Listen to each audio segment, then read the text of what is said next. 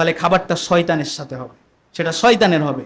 আপনার খাবারটা বসে থেকে যদি আপনি না খান, ডান হাত দিয়ে তুলে যদি আপনি না খান, যদি কারো ডান হাত না থাকে তাহলে সেটা ভিন্ন ব্যাপার। ডান হাত রয়েছে, আপনি ডান হাত দিয়ে না খেয়ে আপনি বাম হাত দিয়ে খেলেন, এই খাবারটা আপনার জন্য গ্রহণীয় নয়, আর এটা ইবাদতের মধ্যে গণ্যত হতেই পারে না, কেননা এটা শয়তানের কাজ। সম্মানিত উপস্থিতি, তাই তো বলছিলাম, আপনি দৈনন্দিন ব্যবসা করছেন সেটাও ইবাদত, আপনি খাচ্ছেন সেটাও ইবাদত, আপনি পোশাক আদায় করছেন, পোশাক পরছেন, পোশাক পরিধান করছেন, সেটাও ইবাদত। কেন আল্লাহ রাসূল সাল্লাল্লাহু আলাইহি ওয়াসাল্লাম তিনি বলছেন, আলহামদুলিল্লাহিল্লাযী কাসানি হাযা সাওবা ওয়া রাসাকনি মিন গায়রি হাওলিম মিন্নি ওয়ালা কুওয়া।